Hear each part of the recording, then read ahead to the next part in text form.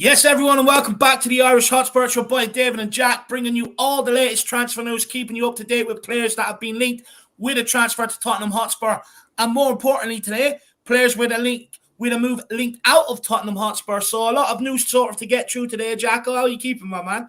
Yeah, Dave, it was blowing up last night on my phone on Twitter. It felt like on Sunday night, maybe because the journalists have to hit a certain quota, maybe because the news is really blowing up. You can never really tell, but there is actually a bit to get through. It's not as about maybe a lot of different players. It's about kind of some of the same players that we've been talking about, but perhaps there's actually been some leeway or some actual moves made or some real progress made, you could say, for either parties in some of these moves. We're going to be talking about, of course, Davinson Sanchez.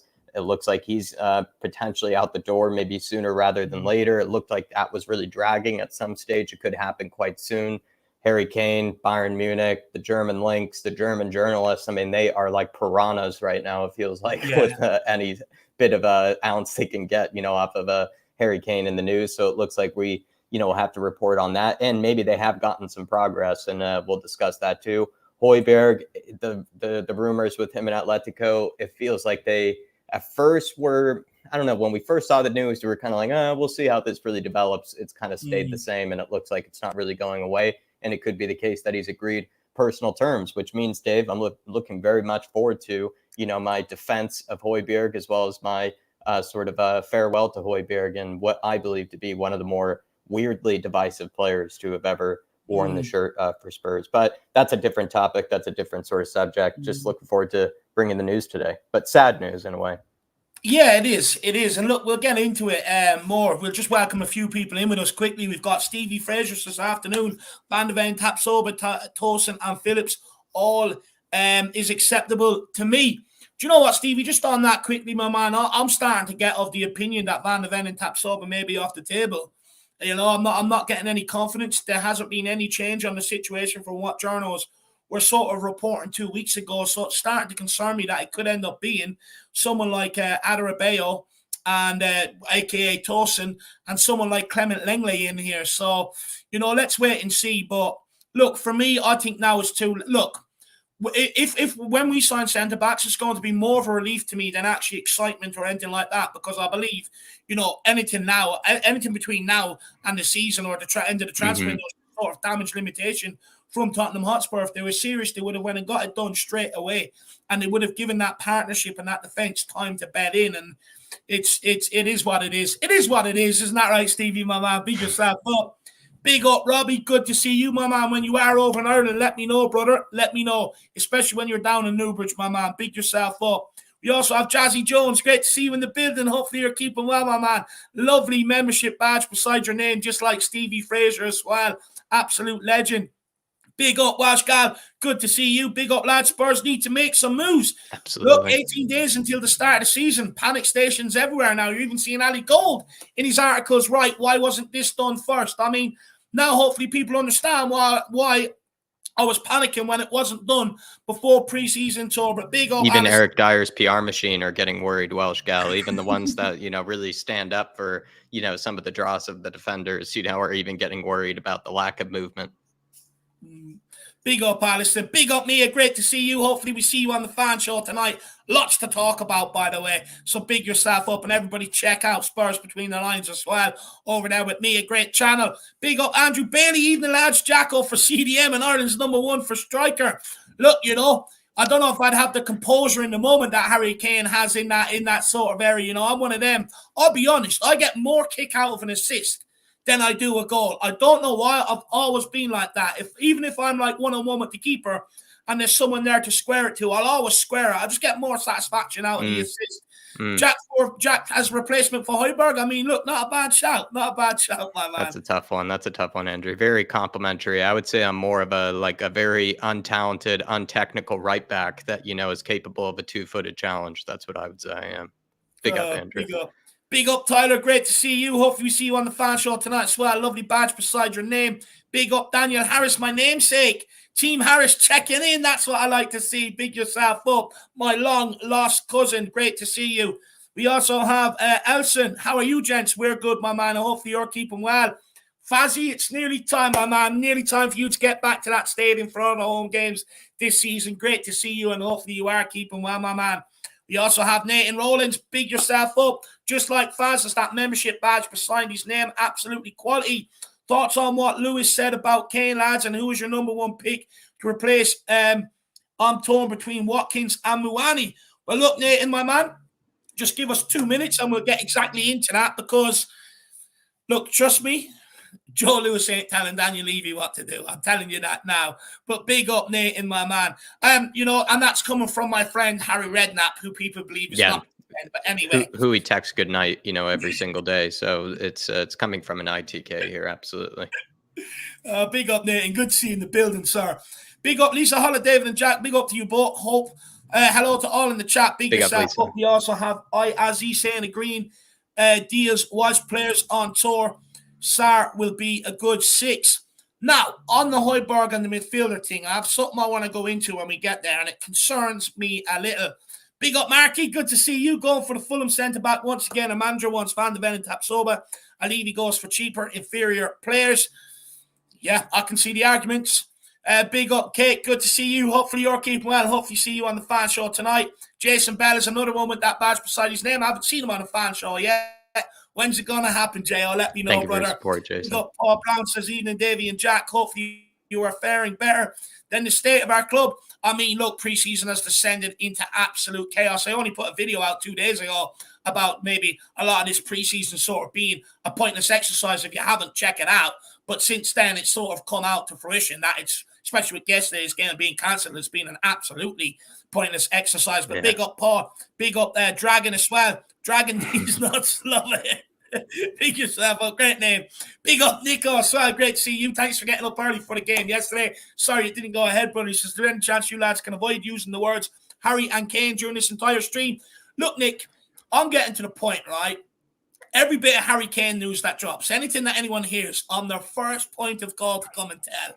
And I've just had it up to here with Harry KANE thing now. It's sort of like someone along the line just needs to make a decision. Look, I can understand why KANE won't make a decision. I understand the club if they want to try and get him to sign a new contract and everything else. But I'm just getting bored of it. But look, my opinion on the news last night, Nick, I mean, just quickly, I mean, the journals were all expecting to report on the game, Postecoglou's favourite 11, blah, blah, blah, blah, blah. But because there's nothing to report about, all of a sudden, Joe Lewis, who's sitting over in the Bahamas, is being dragged into the news. Absolute madness. But big up, Nick, my man. Great to see you. We're going to give a few people a couple of quick shout out, and then we'll get straight into the news because that's what everyone is here for. Big up, Jim, my man. Big up, Ollie, as well. Great to see you.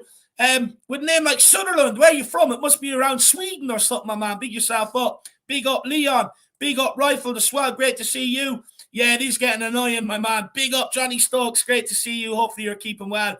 Catty Prince is in the building as well. Great to see you. Jesus, the chat's flying like mad today. Big up, Catty Prince. Big up, Georgie Hill as well. Hope you're all keeping well. Hope to see some movement in the window once we return from Asia. Yeah, I really do hope so because we need it, my man. Big up, Ed as well. Great to see you. Always delivering good conversation. Things starting to move now. Next week is going to be busy. Really appreciate that, Ed. Really appreciate that, my man. Big up, Terry. Mark P as well. Great to see you. Wayno Bonner's in the house. Big up, Wayno.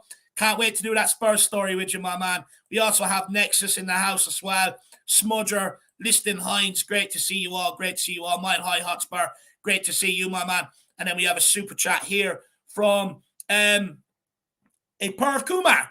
Sambu and Guisa would be the perfect upgrade replacement for HOJBJERG. Jack, what's your thoughts? I do like Anguissa. I did think he was a bit sort of overlooked at Fulham at times. Some people, I think, did kind of write him off and maybe thought that he really wasn't all that great. He's a very good ball carrier. He's just very smooth operator with how he sort of carries the ball in midfield.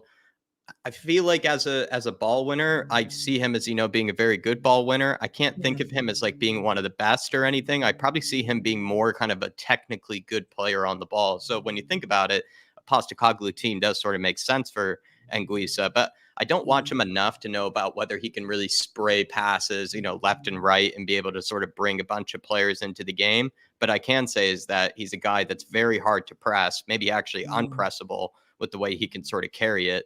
but then also is a very big sort of midfielder who can cover a lot of ground as well. I like him. He's just a very aesthetically pleasing player to watch. And he, in a way, would be very different to HOJBJERG in the fact that, right, HOJBJERG is often criticized for being a bit slow and also, and maybe even on the ball a bit slow at times, despite having good passing range. And Guisa would be very different to that. Very different. Well, Kumar, let us know. Do you agree with Jack? You know, so big yourself up, Kumar. I really appreciate the support. Look, I liked them at Fulham. I thought it was all right, you know, provided a lot of energy in that midfield. But I'm not sure if it's an upgrade on HOJBJERG if people get what I mean. But big yourself up, Kumar. Really appreciate the support, brother. And let us know what your thoughts are to what Jack has to say on the whole situation there. A couple more quickly. We've got Ben Kaufman. Great to see you in the building, sir. Hopefully you are keeping well. Big up Iceman as well. Mindmaster, Ricky Nato. Who else have I forgot here? Madari. Ringo Starr. Good to see you. Hopefully you're keeping well, my man. Who else we got here? Daniel Sandoval. King Huddle. Good to see you as well. Steve-O, my nemesis. Hopefully we can be friends this year, Steve-O, instead of nemesis. That'd be brilliant. Big up, my man. And also Andrew Seymour. Great to see you. And Ollie's from the great country of Zlatan. Absolutely love it. And now Kulu, of course. Big up, my man. And, of course, the one and only great Henrik Larsson before that. So from a great footballing nation, my man, big yourself up. And we also have Nick Collison in the building. Big yourself up, Nick, a.k.a. Ranch Postacoglu. Hopefully you're keeping well, sir, my man. And also Bill and Spurs 1 as well. Can't lose our best players. Yeah, look, there's many that feel like that, my man. Many that feel like that. But look, everyone, we're going to kick on into the news as we go along. As always, please get your comments in the comment section. We'll bring them up. We'll try and get to as many as we can. But if you really want it to stand out, you really want to get questions in or stuff like that, or make sure we have to discuss it, feel free to make it a super chat. I will highlight it, which means your boys cannot miss it. And it doesn't matter whether you agree, disagree. We had Neil Shafton in the chat the other day, sort of disagreeing to a certain extent with what I had to say on preseason, and it made for a great conversation, really elevated. So make sure you guys play your part in that, and also smash that like button, and why not to subscribe if you're new. But Jacko, over to you, man. Let's do this here, Davo. Harry Kane is what we're going to have to start with. We're going to have to eat our vegetables first and just, face this bit of news here. And it's come first from James Ducker of the Telegraph. And James said that Tottenham chairman Daniel Levy is understood to have been told by Spurs owner, maybe Joe Lewis, that he must sell Harry Kane this summer if he cannot persuade the striker to sign a new contract. He doesn't want the £100 million asset running down his contract and leaving on a free. Now, I don't really believe that Joe Lewis personally has actually said anything to Daniel Levy about Harry Kane. I feel like even if he did sort of do that, it would have come from somebody else that actually knows more probably about the situation and would be able to probably hold at least a serious conversation with Daniel Levy about it. Because from what we know, Joe Lewis does not really have much of a very involved, let's say, kind of a relationship with Spurs. He very much just sees it as kind of a money, making operation for him. And he doesn't even attend games, even when he's in London. So what we're told is that he doesn't even attend games. Then also people who are even like kind of close to at least, the Spurs hierarchy have often said that sort of like Daniel Levy and Joe Lewis are never really often talking about Spurs in this type of capacity, and that Joe Lewis is not really a guy that ever really gets involved. So if he's getting involved in this scenario, that is serious, but it's also at the same time a bit hard to believe, don't you think, Dave? Look, Jack, I asked Harry Redknapp when I got speaking to him, and I just sort of said, look, who overall is in charge of the transfers, who has final say? And he more or less said to me, he's like, look, Joe Lewis doesn't get involved in ins or outs of the club. He more or less just sort of leaves it over to Daniel Levy to run it. But, obviously the business model derives from him. He's not interested in Tottenham. This time he's been in Tottenham where games are on, he hasn't even bothered going. So, look, as well, what people forget, Jack, is that last season, Joe Lewis's sort of shares and stuff in Tottenham was put into a trust.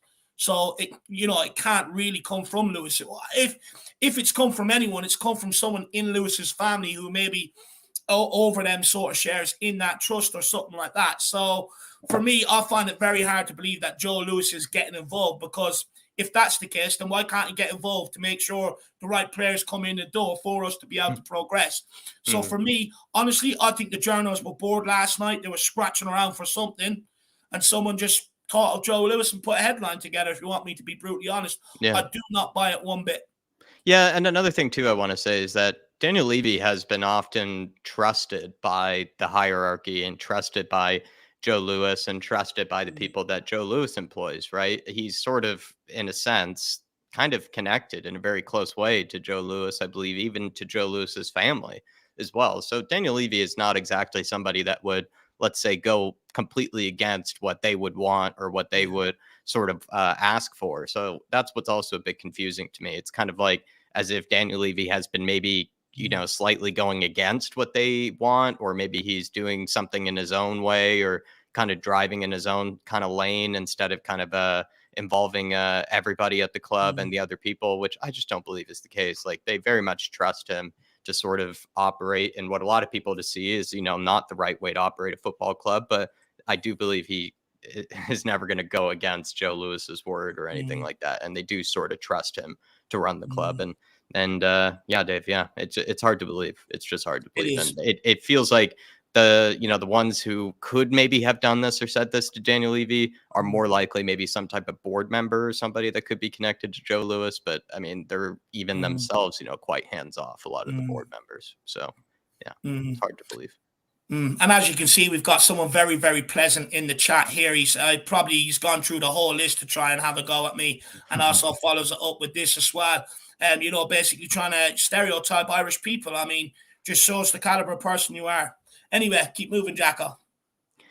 Harry Kane from Ben Jacobs here. Bayern will make a third bid for Harry Kane. Total package is expected to be close to 100 million euros. Bayern have not yet to date been given a price by Daniel Levy, who is still hoping Kane signs a new deal with Spurs. So Bayern are getting closer to this 100 million mark. Do you feel like, my question to you, Dave, is the closer they get to that 100 million mark, surely kind of the pressure on Daniel Levy kind of ramps up and heats up even more, because even though you might not believe 100 million is still a fair price for Harry Kane, that's sort of the price that we just continue to be told is around where the pressure starts to, be on Spurs' side to accept more. So do you believe that's the case, that if Bayern were to get much closer to 100 million, that there would be a bit of a flip of the table here, that Daniel Levy, right, would actually have a bit more pressure to accept?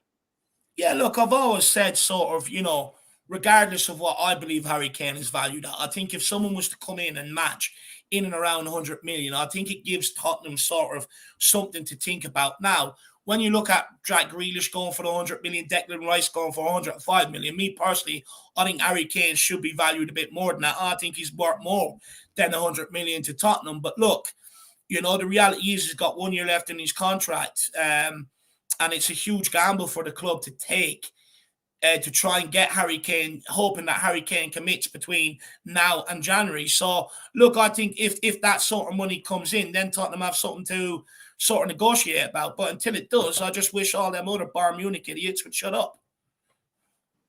No, they're really like piranhas. It feels like, the German journalists. They just feast on any bit of flesh that they can when it comes to Harry Kane, and any sort of news that come out. Even just his wife looking for schools and houses and Munich. Even if it is the case, I mean, they're just jumping on it so quickly. It's just the paparazzi. They really are kind of getting a bit ahead of themselves, or and even not conducting themselves, I feel like, in any sort of respectful manner about it.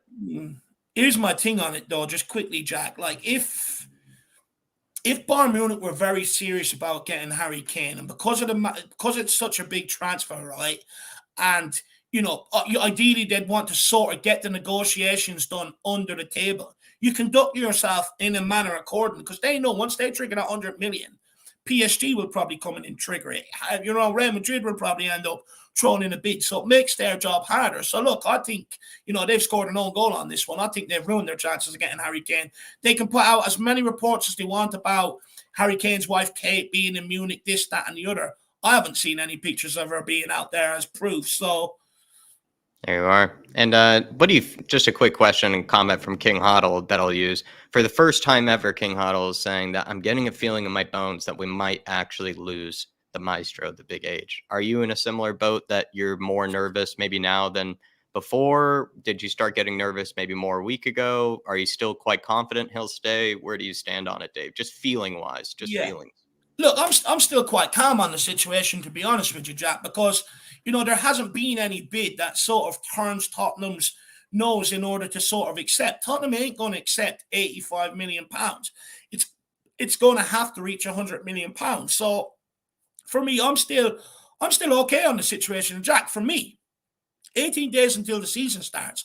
The longer it goes on, the more it gives Spurs an incentive not to sell. Because it'd be too late going into the start of a season, expecting Ange Postecoglou to sort of fit someone else into that system and get them up to speed, this, that, and the other, because all it's doing then is hindering your season as it goes on. So for me, the later it runs on, the more confident I get, to be honest, Jack. Yeah. Am I more nervous than before? I think progressively so, but I'm still quite confident that he's actually going to stay for some reason. But I will say it has been maybe stages of me kind of losing confidence. I think in the very beginning of the summer, was like fully confident that he was sticking around. In fact, I sort of thought that Spurs were going to do much more to actually try to convince him, either with sort of center back signing straight away, or maybe they were just going to have these conversations with him kind of sooner rather than later, and not really wait as long as they have.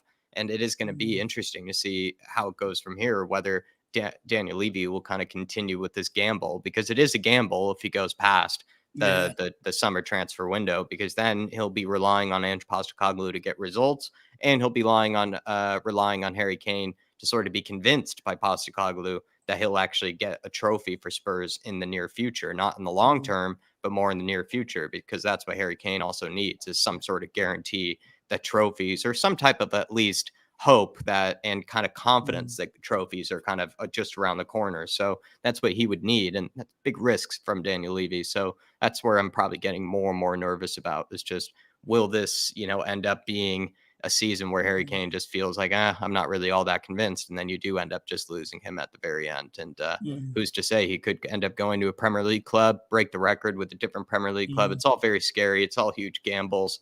But I do want Harry Kane to stay. And I'll be honest, Dave, I have lost sort of confidence that he is staying, maybe progressively so, but I still believe he is going to stay. But am I confident he's going to sign a new contract? At the moment, not so. Look, so far this summer, we've started off with him going to United, then to Real Madrid, then to Bayern, now PSG, now back to Bayern. Look, what I will say is, Jack, that the interest is heating up. It's ramping up now from all angles. So there is a possibility now that we could end up losing him, but it's how quick one of these buying clubs want to pull the trigger, because they're in a position where they want to get the best for themselves. They don't want to be paying that 100 million. They feel like they could sort of try and strong arm Spurs and get a gamble, get an absolute steal. But with Daniel Levy, we know that's not the case. And I just think the longer it goes on, I think the less likely we are sort of to let him go. But look, like I said, the interest is up there. There's a lot more clubs coming to the table now. So, you'd like to think one of them are going to pull the trigger soon. Look, what I will say, Jack, is I think if one of the clubs meet the valuation, Harry Kane will go. And also, Wayne Bonner is saying, I've just realized if Harry Kane goes, that, we won't get the Harry Kane hair checks anymore in the pre-match build-ups. Dave, I mean, that's another, just a long list of things that I think you'd be saddened by. But seeing Harry Kane's hair even glistening off of someone else's kit would just be, a sad sight to see. You'd just be wrong. You'd just be absolutely wrong, Jacko. But look, don't worry, Wayno. I'll find someone else that has a good head of hair, and I'll make a hair prediction off them, my man. So pick yourself up, Wayno. Love it, Wayne. Absolutely love it. Good man. This has come from Nathan Jussing of DiMarzio, and Bayern have internally discussed the idea of including a potential buyback clause after 2 to 3 years in the deal for Spurs' Harry Kane in the effort to satisfy Daniel Levy. Kane held at least 2 rounds of positive talks with Bayern in June. I would be quite satisfied if there was some sort of buyback clause. I hope any sort of team that he were to sign for, if he were to leave this summer, does include a buyback clause. Because I want to see Harry Kane come back here, Dave, and break the record for Spurs, and be able to break the Premier League record. Hopefully, bring a trophy to us after he's maybe won a trophy elsewhere. I'm not really as concerned about him winning trophies elsewhere. I'd much rather and just only care really about him winning them here. But at the end of the day, if he were to leave, I would love to have a buyback clause. Would love to. The thing is, Dolph, you'd like, ideally Bayern would probably get 2-3 years out of him. So that buyout clause would probably, like, I think the reports were 2 to 3 years on it. But that time Kane's 32, 33 years of age. It's a different conversation altogether. And by then Tottenham could have already moved on. So I don't really see the sort of benefit of having that buyback clause. We're either going to move on from him or we're not. Jory's in the chat. Big to yourself up. Jory says Kane holds all the cards here. Levy has a choice of getting money, selling now, or he goes to Man U or even Chelsea on a free. Big up to Jory. Good to see you in the chat. What I will say is people forget that come January, English clubs can't actually make a move for Harry Kane until he's officially out of contract. Now, look, as we know, discussions would take place regardless. But Real Madrid, Bayern Munich, PSG, probably, you never know, Barcelona might come in. They can all start negotiating with Harry Kane on the 1st of January. As soon as that clock ticks past midnight, they can ring up Kane's agent. And I would like to think that they'd have enough power in them to be able to convince Kane to go there rather than to a Chelsea or to a Man United, where they can't start negotiating for him until the summer transfer window. So, but I'll take Jory's point. I'll take it. And the bottom Duda here has said, it's impossible to replace Kane. Would you rather bring in a top winger and attacker and play him / maybe Son as a false 9? Richie as our striker won't work anyways. He doesn't have confidence as Richarlison as the replacement striker. And he's feeling like maybe Sonny, you would actually transition to maybe playing more the number 9. You bring in a top winger instead. I mean, I've thought about this, Dave, and this is where I'm left worried again, where you have to replace Harry Kane at some stage, but we also have to remember that these sort of top strikers are not growing on trees right now. In fact, it does seem like we're in a bit of a transitional period with maybe sort of big strikers. They're all either a bit younger, more unproven. They're not bagging 20 goals a season. They're more bagging like 14, 15, kind of range. And you're hoping that maybe, in a few years down the road, they start producing these bigger numbers. But it's just hard to think of like an obvious replacement, for Harry Kane. I know some people even mention Ivan Toney, to bottom Duda, but Tony's not exactly very young, and he's not, having a ton of years on his side. I think he's only maybe 2 years younger than Harry Kane.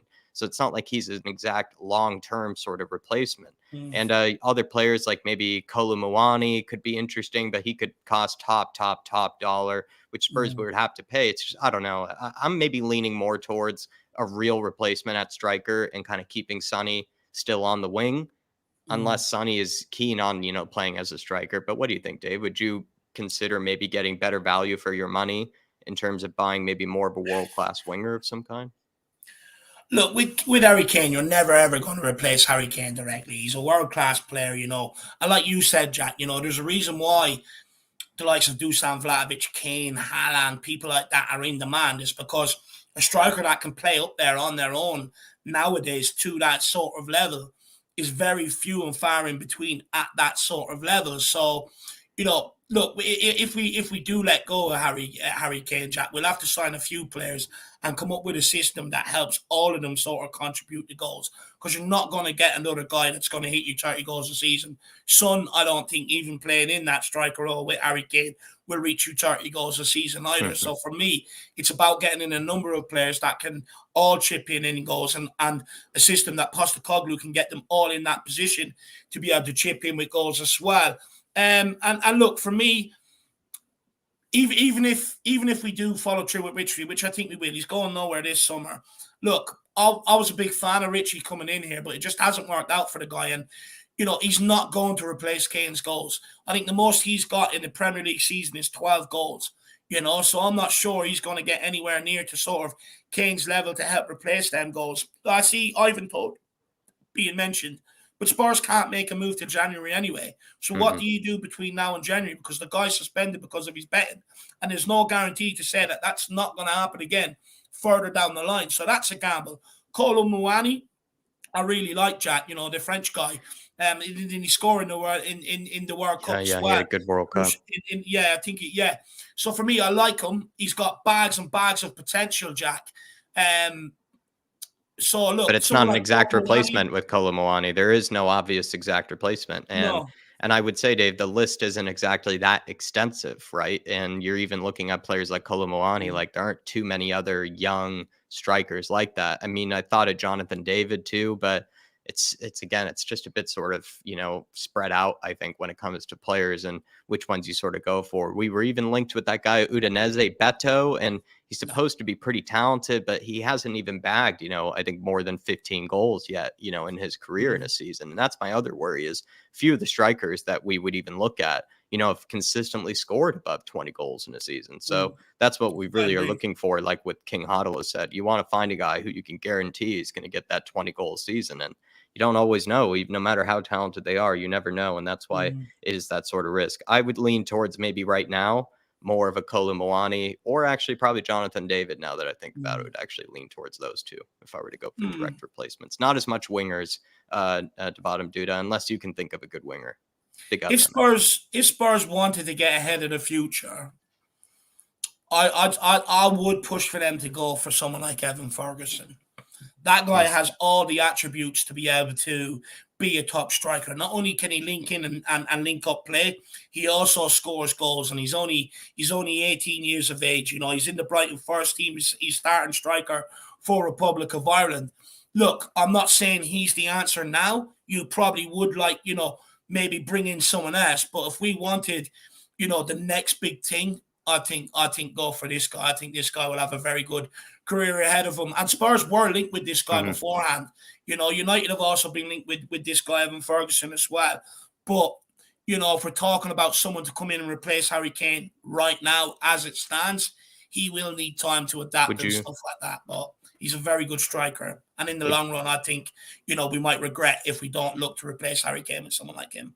Last question based off at the bottom dudes. Would you take maybe Pedro Gonçalves, maybe from Sporting for like a big fee or something like that? He does score a lot of goals, to be fair to him. Would you take him as maybe not a striker, but like a winger, maybe then move Sonny to number 9? Would you being honest, I would have took Pedro Gonçalves over Madison.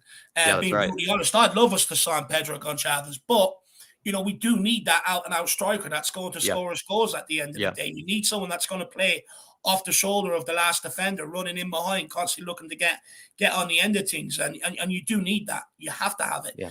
And I get people say, well, Man City, Guardiola won the league without a striker, but you had no option because they were waiting for Haaland and we refused to sell them Kane. There's a difference, and he made it work. But with Tottenham, we do need that out-and-out striker. Big up to bottom dude, my man. Great question. Thank you for the support, my friend. Big up to Jacob in the chat. Big up to Graham. I saw Graham pop in as well. Big up PJ.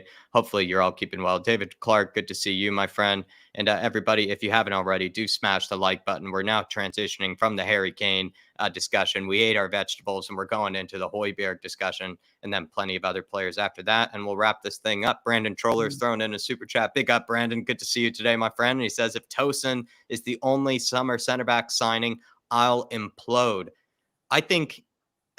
What's a more bigger reaction, imploding or exploding, Dave? Would you rather implode or explode if this was the only signing? I feel like exploding is actually bigger than imploding, unless I'm wrong. Explode is going outwards. Imploding is going inwards, I presume. Internal rage, versus external rage, Dave. Are you going to be internally raging or are you going to be externally raging? Both, Jack. I can't keep it in. My tolerance for shit and excuses is reached. There's no excuses not to bring in 2 to 3 centre-backs this window. We're talking about a defence that conceded 63 Premier League goals last season, and 1 is not enough. And there's no excuses for it. There's no money excuses because we were told last January by Ali Gold, the reason why we weren't bringing in a centre-back last January is because we would bring in 2 of a good standard this summer transfer window. So there's no excuses for that. I hear people saying, maybe we have to sell Harry Kane to bring in centre-backs. Bollocks. Selling Harry Kane wasn't in the plans when we were talking about bringing in centre-backs last January either. So for me, I've just had enough of it. If they don't get 2 centre-backs in here over a required standard, then what did they expect Ange Postecoglou to do? How did the board expect this season to pan out? It's a joke. Tosin is also, for me, not exactly a statement signing at center back either. He's sort of a guy that has sort of floated around. It feels like maybe because I think at Man City, he was a big talent there, but ended up wanting more game time, if I'm not mistaken, and went over to Fulham. With Fulham, he had some injuries that I think held him back. And then also now he's I guess, had his head turned or has sort of made it clear to Fulham that maybe he doesn't really want to be there. So then he hasn't gotten as much playing time as he would have liked. And so he's just seems like more of a gamble, I think, Tosin. I think he is talented, but he's not exactly a statement signing that we need. And he doesn't feel like the center back that's just going to walk in there and just fix the defense and be able to bring us that sort of assurance that we're looking for with someone next to Romero. And I'm not even too sure if he's the best sort of left-sided center back type of, guy to go for. I think he can kind of do both. He is quite good on the ball, but again, you're just sort of left with more question marks than really kind of a confidence. So it's for me a signing that I'd be okay with as like maybe the second or third center back signing, but definitely not the primary one. Absolutely not. No, definitely not. Definitely not. Big up the bottom dude. Really appreciate the super chat, my man, top man, and also Brandon Trotter. Really appreciate the support, brother, and great questions. And then Wayne Bonner says, loving the stream, fellas. Big up, Wayne, on my man. I really appreciate the kind words. And yeah, look, hopefully you can enjoy it all the way to the end, Wayne. Big yourself up, man. And no Hill Messi news yet, Wayno. So it looks like at least at the moment he is staying. His security, at least at Spurs and his prophecies is staying intact. Big up, my man. Thank you for your support. Good to see you in the chat, holding it down as well, Wayne. Top man. Yeah. Let's move on to the HOJBJERG news. Big up Slow Jamrod and also big up DB as well. Great to see you guys in the building. Let's keep it going, Jacko. HOJBJERG, everybody. Time to talk about his potential departure. It's come from Mateo Moreto, who is a Spanish journalist and who's kind of been on this, I think, since the beginning for this HOJBJERG news. So you could call him a bit more reputable than some of the others, just because I think he's been on this since the beginning. And he said that Atletico midfield target HOJBJERG was on the list and is still on the list for Atletico. There is real interest. The player is open to signing. Tottenham will listen to offers. And I believe it was broken by someone else as well, that maybe HOJBJERG has already agreed to personal terms and that this is actually advancing quite quickly. Spurs are also listening to offers. I mean, we're sort of a bit in the air about whether Harry Kane is going. It looks like HOJBJERG is going, Dave. It really does. Yeah. Look, this one, I don't know whether it's 100% to believe it or not, because there hasn't ever been a fee mentioned in this. No fee whatsoever. Look, what I will say is we were able to agree personal terms with someone like Vicario and David Raya without a fee being agreed. So it's not like it's not normal going into this window. But Jack, I have concerns if we do let someone like HOJBJERG go. I actually have a number of concerns. First concern is that you're losing Sarr and Basuma to AFCON in January, February. So selling someone like HOJBJERG, you're leaving your options short. We also don't know whether Lo Celso is committed to this club or not, and Ndombele and how that's going to pan out. So if they don't work out, you're reducing your options again. Bentancur isn't going to be available, we were told, till October, November. So all of a sudden then, you're sort of left with Basuma, Maddison, Skip, and Papa Sarr. We need more options. And I get that Tottenham might bring one in. I get it. But for me, it has to be a huge upgrade if we bring someone in, not a step sideways. It's got to be a complete upgrade on Pierre-Emile HOJBJERG, because for me, losing the player who gives his all for the shirt, where we're sort of left with so many individuals who don't, it concerns me. It's a massive concern. Yeah. Do you think, Dave, what I've suggested might not be enough for you? I've kind of said maybe if Spurs were to sell HOJBJERG, even though I don't want us to, if we were to, we would reinvest some of the fee back into maybe a very talented number 6 that might not be exactly proven yet, but could be someone maybe more for the future, but still kind of like, I think kind of like a Papa Sarr, where he can still play in the first team. It's not like he's not ready for the first team, but he's not exactly going to be starting week in, week out type of player. Would you be all right with that? Or do you think Spurs have to pretty much spend almost the majority of the fee they get for HOJBJERG on a replacement that's, about the same type of level and maybe same type of status? There's no point in replacing HOJBJERG with someone with the same level of status. It's got to be someone better, in my opinion. This guy's been a mainstay in Tottenham's midfield. So it has to be like an Anguissa, someone mentioned, I think Sangare, who's over at PSV, has to be someone like that, you think? Yeah, it has to be someone that's better than Pierre-Emile HOJBJERG and offers a lot more than Pierre-Emile HOJBJERG, or else you're downgrading. Look, midfield is a huge part of in terms of on the football pitch. They contribute both ways, defensively and going forward, and it's a position that has to be right. And you know, me personally, I think we could end up regretting letting someone like Højbjerg go. I really do, especially coming into the season, because you've got some midfielders left that, you know, you don't know what their commitment is like, and you're letting go of a guy that's given his all. But also, if you're not upgrading, then there was no point in letting him go. Because, you know, when are we going to sit here and stop looking at things always in a monetary value, though, Jack, right? It's the same with Harry Kane, right? Everyone says, oh, yeah, sell him. Same with Højbjerg. Oh, yeah, right, cash, sell him. But yet, we always berate the club for not being so quick to sell the cash. But yet, when some of our good players and clubs are interested in them, all of a sudden we want to line the club's pockets with even more cash. And I just don't understand it. Surely this whole transfer window and the whole exercise of the transfer window is to get rid of your shit players that have shown that they've been crap for a number of years, and replace them with good players and better players that want to come in here and make an impact. Surely that should be the aim of this transfer window. So letting someone like Højbjerg go, I don't understand it. And if they follow through and let Harry Kane go, I don't understand it, especially when you still got shit here that have nowhere to go. And we're falling into the trap. The reason why these players are in demand is because they're good players and there's interest in it. The reason why there's other players at the club that we can't get rid of is because there's no interest. So what? Because there's no interest around in them, we should just keep them and sell these guys on. I do not get it. You know, we all a lot of people for not spending the right amount of money on players when they need to. But yet we are so quick to line their pockets by saying, yep, sell this guy, yep, sell that guy.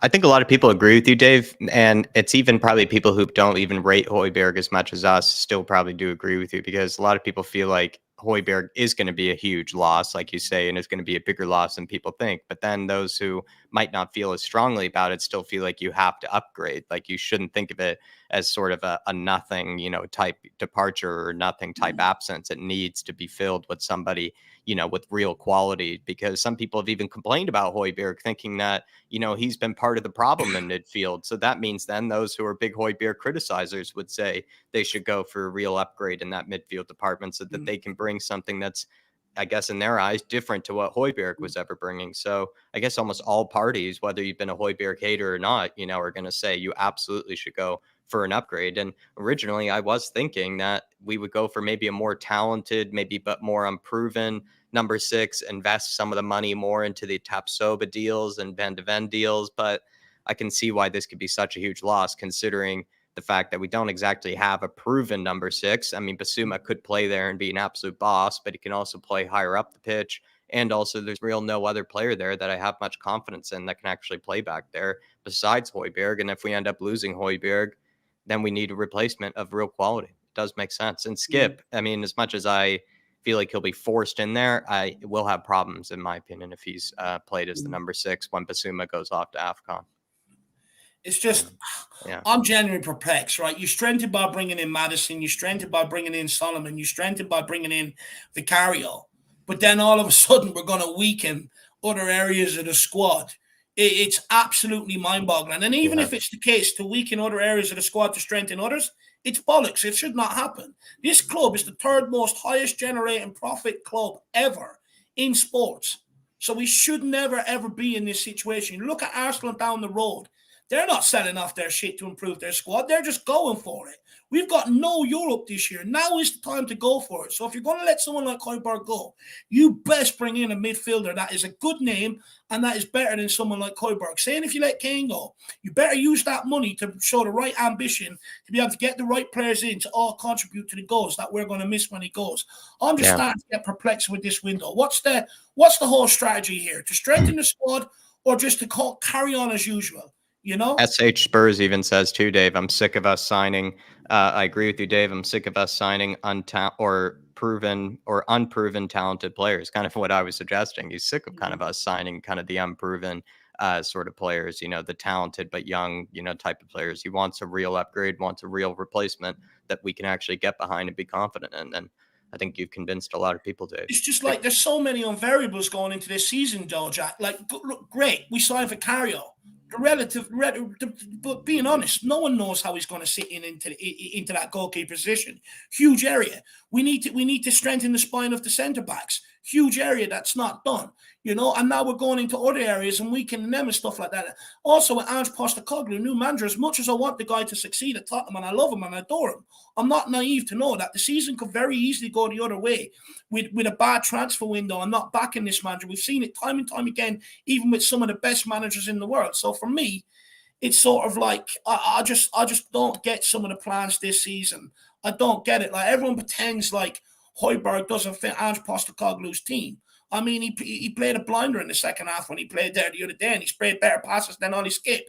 So I don't understand it. So if HOJBJERG doesn't fit into the team, then Skip doesn't. Why aren't people calling for Skip to leave? It's sort of like, it's just absolutely madness, in my opinion. I don't like what I'm seeing over the last couple of days in terms of transfers and stuff like that. I just don't get it. I'm starting to become confused. It's like there's too many unknown and too many variables going into this season to let leaders leave your dressing room.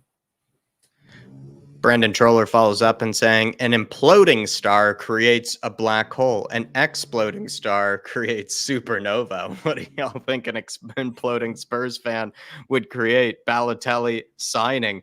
Balotelli, I mean, he's actually been signed on to, I think, CBS Sports or something like that, Brandon. I think I saw him actually on some American coverage at some stage. So maybe it looks like that he's been signed on to the media or onto the football media sort of punditry teams. But Dave, I mean, it sounds like you're an imploding star, and might be the case that you'll turn into a black hole if Tosin or Abayo is the only one. Exploding, unhappy for the last few years with this football club, the way things are going, you know, and it's just sort of like I said, my tolerance level is getting to here now for just shit and excuses. Either do the business or don't, you know. It's like, I'm sick of it all now. I'm fed up with it. You know, even it's just like, I just don't get it. Like, we're so quick to want to cash in on our best players, and then just let the dross sit there idly. And then all of a sudden it'll become, well, if Ange wants them, if this, that, and the other. I mean, it's bollocks. Ange just called for centre-backs, you know what I mean, after the West Ham game and stuff like that. And I'm just sick of it. Let's just have all the conversations about the shit players and get them out the door. And then we can focus on, oh, well, I think we should upgrade on HOJBJERG, or I think we should upgrade here. Let's actually get a squad together first, capable of doing the right things before we start picking and choosing where we want to upgrade. We don't even have a proper 11, but yet we're still sitting here going, oh, we want to upgrade here and we want to upgrade there. It doesn't matter where you upgrade in midfield or the front line until you bring in centre-backs. It does not bloody matter. And Brandon, I was in the dreaded Times Square actually just the other day, and there was far too many Man United fans trolling around, and with their just brand new kits and everything. It was a little gross to see that, the Man United takeover of Manhattan. So hopefully maybe you can shoo them away. Maybe you've had to put on some goggles to, kind of stay focused. But big up, Brandon. Hopefully you're keeping well today this summer, my friend. Let's move on to the Davinson Sanchez news. Sanchez, Dave, is linked out the door. Spartak Moscow, I think one of the first teams to really go after him, maybe are leading the race. Spartak Moscow have submitted a 12 million euro bid for Davinson Sanchez and are at advanced stages with Spurs. Deal is still under discussion, but the Russian side are optimistic. So it looks like we're actually getting some progress here on the Sanchez side, and it actually could be Moscow that he's headed towards. I don't really care where he goes. I don't really even care what type of money we really get for it, because I've said in the past, Dave, I don't really think we're getting all that much money for these players. This could be maybe one of the bigger fees that we get for some of the guys that we're trying to sell, at least out of the back line. I don't see us getting much money for Dyer. I don't see us getting much money for Rodon. I don't see us getting much money for any of the defenders. So I feel like Sanchez, I mean, I don't care really where he goes, and hopefully this, is done quickly. I'm actually very surprised we're getting a fee for him, if you want me to be brutally honest. Clearly, someone at, where is it, Spartak, did you say, Jack? Oh, yeah, Spartak Moscow. Must be clearly a big fan. Someone hasn't, watched the bad highlight reels of Davinson Sanchez. But look, Jack, for me, on this one, right, you want me to be brutally honest on this one? I say with Davinson Sanchez, it's about wages for him. But if he chose not to move to Russia with everything that's going on right now, I actually wouldn't blame the guy. I wouldn't want to sort of move over there either. But please accept and please go. just get off our books. Like I said, like you said, Jack, I don't really care where he goes. For me, I think it comes down to wages. How close are they willing to match the wages he's on at Tottenham? There is a chance on this one, though, because Russian clubs, they're sort of owned by, a lot of them are owned by oligarchs. There is a lot of sort of money there, and he's only on, well, not only on, but he's on 67K a week at Tottenham, and I do think there's a chance Spartak can meet that. So I think it's just a matter of whether Sanchez wants to go out to Russia or not. And speaking of center backs, Fabrizio Romano, Daniel Harris, your fellow Harris, has given us some news. And Fabrizio Romano has said that, I'll bring it up here, that understand that Tottenham are still in talks for Edmond Tapsoba. Deal remains not easy, but Spurs are still actively working on that one. Club focused on the KANE story, but also on incomings, and Tapsoba remains on top of that list. It's not really much different than what we've been hearing. And that's why I didn't really get all that excited when I saw the notification about it. It's why I kind of probably ignored it, as you can tell, everybody, to a degree, because it's not really that much of a change from what we already heard. And I don't really care that Tapsoba is a difficult signing to get done, or that, the money is complicated, the structure of the deal is complicated. I don't really care. He's a very, very talented center back that most of the clubs around Europe are going to want. So it is going to take a lot of money, and it's going to take probably some tough negotiations in order to get it done. But I don't really see what all the complaining is about when they already do need center backs. Like, you need it. So what's the complaining, Dave? It's like if you knew you needed, it's like you knew you needed to start doing some exercise or something, and like you start complaining about the exercise. I don't really get it. It just doesn't seem necessary, for Spurs to be complaining, or for Spurs to be dragging it on in this sort of way. Look, there is no update. It's the same as a couple of weeks ago, Jack, when it all went quiet. The last update was Tottenham are still working on it. I mean, I'm sorry, but it doesn't take a month and a half to get someone like Tapsoba over the line. You're not dealing with Real Madrid for a world-class player. You're not dealing with PSG for Mbappe, right? Which, by the way, I've seen them rumours and they're absolutely laughable. This club can't even get Ashley Phillips over the line, let alone, a high-stakes deal with someone like Mbappe. So, I'm sorry, you're dealing with Bayer Leverkusen. It does not take a month and a half to get it over the line. Same with Van der Ven and Wolfsburg. It doesn't take a month and a half to get it over the line. You offer the right money, you will get your target. If you want to go in way below market value and negotiate, that's why it takes so fucking long. But at some point, this club have to turn around and go, look, centre-back's a huge problem area. We're just going to have to put the money in and just get it done nice and early so that the manager can work with that and get it going for the Premier League season. But as a club, we chose to ignore all the benefits of getting it done early, and we're still pissing about 18 days out from the season. I'm sorry. Anything now is too late. Don't get me wrong. I'll be relieved. But the club should have got this done way before pre-season tour. It's an absolute disgrace. Jazz Jones, there's not much to be happy clapping about. The only thing I could slightly be happy clapping about is the fact that at least the Tapsoba interest hasn't gone away, and it does seem like he is our top target, or at least our preferred target, and he's my preferred target. So at least I'm happy with that. But the fact that it's dragged on this long is just, it's made it very difficult to happy clap, and that's why it says right there, center backs before I happy clap, big yourself up. Jazzy Jones, everybody do hit that like button. Nearly 300 in the house here. Please, everybody, keep getting your comments in down below, and do let us know, what your thoughts are in any of the news that we're putting out here. And Conor Gallagher, I think, is some of the last bit of news that we're going to be touching on, I think, apart from the Tosin Adarabioyo news, but I think we've already kind of spoken about that a little bit anyways. But Conor Gallagher, Dave, he's been kind of linked as sort of the replacement, apparently, for Pierre-Emile Højbjerg if he were to leave. Fabrizio Romano says that there's a good chance that Conor Gallagher leaves Chelsea this summer if they receive a good offer. Spurs and West Ham are interested in him. Also, Nizar Kinsea of Evening Standard said Chelsea are ready to sell Conor Gallagher despite his preseason appearances. It's a direct battle between Tottenham and West Ham for his signature. He'll cost around £35 million with 2 years left on his deal. Any thoughts on the Conor Gallagher news here, Dave? I'm not happy with it because I think he's an entirely different player to Højbjerg. It's not a direct replacement. Even if people really rated Conor Gallagher, I think it's not even worth debating that. I think it's just most people should agree on he's not a number 6, and what we need is a number 6 actually to come in here. Yeah, look, if you're selling Højbjerg, right, you want another number 6 to come in here and compete with Basuma, because Skip is not that guy. Look, with Conor Gallagher, you're correct, Jack. He's an 8, not a 6. He's a box-to-box midfielder. Now, look, with Conor Gallagher, don't get me wrong, incredible work rate, which is first and foremost what you need as a footballer, and adds a few goals to his game and a bit of creativity. But it's a different position to Højbjerg. I just don't feel comfortable with having Skip as a backup to Basuma. But with Gallagher, Jack, on this one, look, Spurs and Chelsea have always found it very, very hard to negotiate. Now, look, that might be a bit different now that Abramovich is out the door and it's Todd Bowley. You might be able to negotiate something. However, 35 million price tag, West Ham interest. And if people remember, West Ham tried to sign him, I think, in January as well. Only Thomas Tuchel pulled the move because he couldn't get the replacement he wanted in.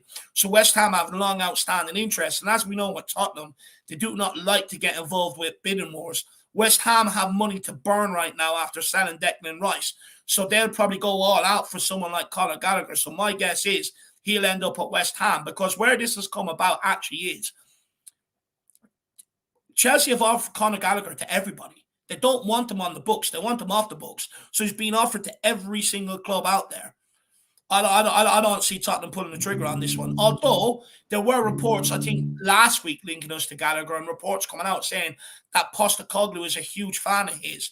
But if we're only getting 35 million for HOJBJERG, I don't see it being enough for Colin Gallagher, especially with West Ham and the interest they have. They could go up to 50, 60 million if they wanted. Is it Hatate that we were rumored with, the midfielder from Celtic, Dave? Yeah. Rio Hatate. I'm not sure if this is a good comparison, but I could see Conor Gallagher being slightly maybe similar to a Rio Hatate as sort of these box-to-box type hardworking midfielders that are going to give you a lot of sort of running, and they're going to give you good pressing, and they're also good at kind of, keeping, their head forward and trying to be direct and positive. But my issue with Conor Gallagher is like, I feel like he's just sort of a hardworking, good pressing midfielder, but doesn't exactly have that eye for a pass. Doesn't maybe always have the most brilliant finish or anything. Like, he's just sort of, I don't know. He's not really exceptional, I think, at maybe one thing, other than maybe some of his more kind of physical. I would say maybe more of his physical attributes are kind of maybe one of his best parts to his game, because I do think he covers a lot of ground. He's very good at pressing. And he's also just sort of adaptable in that he can either play as maybe more of a hardworking number 10, or he can play as kind of a number 8. And I could see why Postecoglou might like that. But I just feel like when it comes to really having that eye for a pass or that moment of brilliance or quality, don't really associate that too much with Conor Gallagher. I don't think he's technically gifted maybe like other players are. And that's probably even why he's not really being favored too much in this Chelsea team, right? Because that's probably a very technically gifted squad there, and he's maybe not standing out as much as others. I'll question how much of an upgrade he is on HOJBJERG as well, if you want me to be brutally honest. Yeah, just like in terms of the passing ability and things like that, you think? Yeah. Just in terms of as an all-round player. Yeah. I'm not sure he is any better than someone like HOJBJERG. Like, there's this notion with HOJBJERG that he can't score goals, he can't assist goals. Well, he can. He averages about 5 of each, especially if you go off last season, 5 goals. And about 5 or so more assists there with him as well. Conor Gallagher doesn't usually average much more than that anyway. So I question how much of an upgrade he really is. Yeah, a lot of people are kind of saying 20 million tops. Derek Hutchinson saying that, and then King Hoddle, energetic box to box, but I don't see any real quality in him. I'll be honest, I don't think it's going to happen. Like I said, Tottenham and Chelsea transfers are very few and far in between. It's not like... And West Ham have more money, like you said. Right?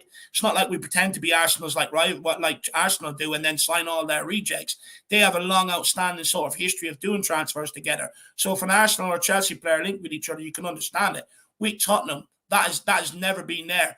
I think we got Gus Poyet off them. I think William Gallas, but I think we actually signed them from Arsenal or something like that. So there hasn't been a long outstanding, players going there. Even Tottenham refused to sell Modric there. So I'm not sure this one's going to happen at all.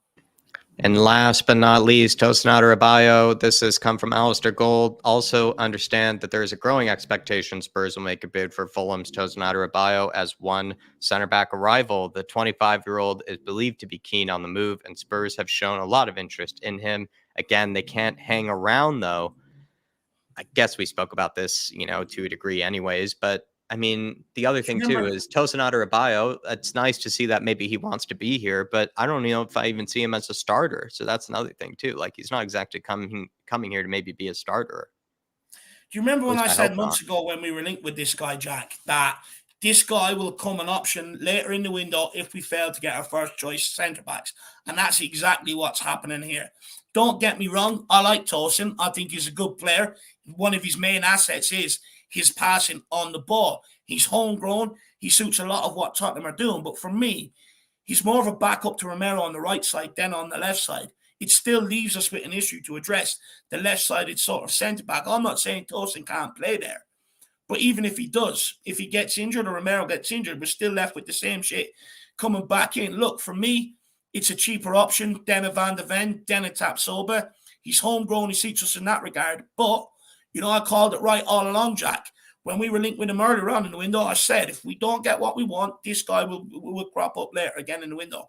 And it's exactly what's happened. And I wouldn't be surprised to see Langley come in the door still either. That's still not off the cards. Tottenham are basically waiting for Langley's contract to be ripped up, where Barcelona knows Tottenham's interest, so they're trying to gather a small fee. So there's something stupid going on there as well. But if it does end up being Langley and Adebayo, Jack, I'll be severely disappointed considering the amount of months we've had to get proper centre-backs, not proper, but centre-backs with of a good standard and of a good name in this door. And it's not only just been the summer months under Ange Postecoglou. The club knew they needed centre-backs from January onwards, regardless of what manager came in here. They knew they needed centre-backs last summer when Conte asked for centre-backs. They knew they needed centre-backs when Jose Mourinho asked for centre-backs. So in effect, they've actually had three and a bit years to identify that centre-back they want to get in here. So if we do end up with just Adebayo and Lenglet, well, then that just shows the ambition of the football club going forward. Yeah, it's I don't know. It's 3 weeks till Brentford. It's worrying everybody. It really is worrying. Just the lack of urgency, the lack of movement. It's the fact that it's just copy and paste when it comes to Edmund Tapsoba, the same bit of news for the same months. It is worrying. 3 weeks till Brentford, everybody. It is worrying. But if anything, I'm going to happy clap about, it's what King Hoddle brought up before. Potentially, it might not rain in Singapore. And also, Tapsoba is still on the list, which is good to see. We're still keeping my favorite center back at least on the list. And who knows, it might have an Amir or a Solomon sort of moment like Amir has had, right? Where Amir got to have his favorite signing come in. Maybe, who knows, still a chance for me to get my favorite signing in Tapsoba. We are, I think, out of news here, though, Dave. And Paul Markey has come in here. Big up, Paul. And I bet you would be very saddened to see HOJBJERG go, because it does mean probably that Skip is, going to be probably tossed in there more, Paul. But he says we are going nowhere, no center backs, losing one of our best midfielders in HOJBJERG, and then looking at Gallagher and Tosin, who's even slower, he thinks, than Eric Dyer. Our midfield of Gallagher, Skip, and who would Madison, I believe. No, I just don't. It doesn't work for me, Paul Markey. It really doesn't. I think for Skip too, it's just, he's not, I think, good enough, on his own in the midfield to be able to be the number 6. He would need help around him. And I feel like him and Gallagher actually don't really have that passing ability to break the lines consistently of a good midfield opposition. If you have a really structured and sort of rigid midfield in an opponent, I would struggle to see them breaking it down. I really don't see those two breaking it down. So that would be, not good enough for me. And I'm actually not as knowledgeable in Tosin as much as maybe you and Dave might be. So I'll leave that to Dave. Dave, I mean, pace, is he slower than even a Longley or a Dyer? Would you know that with Tosin? No, man, no. Tosin has a bit more pace than that. To be fair, he is quicker. Look, Tosin is a good defender. He's very good in the air, and he's had a good campaign at Fulham. And Fulham haven't wanted to let this guy go. That's why they triggered the year extension that they had the option on these contracts to try and convince the guy to sign a new contract. But if you go back and look into interviews that Tosin has given, He wants a quick path to stardom. He ain't hanging around at Fulham too long. He wants to get back to where he was when he was coming through the Man City Academy. He wants to go on and win things, his ambition. And that's why he's refusing to sign a new contract. Also, with Fulham, after I think they're trying to bring in Calvin Bassey and Salisu from Southampton. If they get him in, that means Adebayo will have to go. So, that makes him available for Tottenham Hotspur. But one thing I will say about Adebayo, Jack, is how good he actually is on the ball. It's very, very underrated. If you go back and look at, highlight reels of this guy and stuff, this guy can make passes like Romero from centre-back over the top from one of the wingers to strikers and stuff like that. He's good in that regard. And look, I would even accept Langley as long as Tapsoba comes in with them, and that makes our 3. I'll be okay with that. But just as a 2, I find it very underwhelming. And when it comes to Conor Gallagher, I mean, Paul, I just don't get what we're trying to do here. Like, we're all saying sell HOJBJERG. Or what if Ange wants, HOJBJERG out? Or what if he doesn't fit the system? Or he's not good enough? I get it. But everyone's saying that based off Ndombele being okay for this season, based off Lo Celso being okay for this season.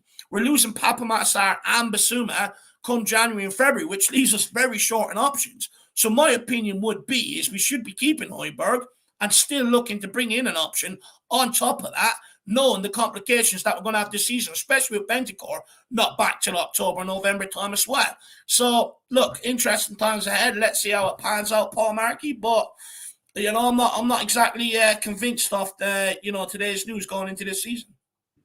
Big up, Paul Markey. Good to see you in here, my friend. And yeah, hopefully you're able to watch back at least some of our thoughts on the center backs and everything. And I agree with a lot of your, summation of where we're going, with this window. A lot of worrying signs that, he brought up there. Big up, Paul. And Carlos Farno saying, look, guys, let's just hope we bang 6 in each and every game and only concede 5. Yeah, we're going to go for basketball score lines, I think, is at the moment in time until the center backs come in, Carlos. Yeah, big up, Carlos. And last but not least, look, the reason why I say the things that I'm saying is because I want Ange Postecoglou to succeed. By sitting here and being naive to Tottenham's issues on the pitch or in the starting lineup and just going, just forget about and be positive behind Ange, it's not actually going to do anything for Ange in the season. My positivity behind Ange Postecoglou is not going to influence anything on the pitch whatsoever. What will influence the outcomes on the pitch is actually doing the business we need to do. And that's why I'm going to keep talking about it. That's why I'm going to keep highlighting it, because it's all well and good saying, look, shut up, big boy, just get behind Ange. Okay, great. But what's that going to do when we're losing games 4-3, 3-2, 5-4, etc., etc.? Absolutely fuck all. So that's why I say to everybody, if you really want Ange to succeed, get out there and call for the right business to be done. Everybody smash that like button, please, on the way out. Leave your comments down below if you are watching this back. And also feel free to join Dave for the fan show later, everybody, because there is an opportunity to come on and have your say, discuss this news and discuss maybe your frustrations, maybe your also hopes and desires, going into the rest of the summer and also into preseason. But everybody, like I said, hit the like button, please, on the way out. And we'll be seeing you. Thank you for tuning in. Come on, you Spurs. Big Ange we trust. Big Ange we trust. See you, everybody. Everywhere we go.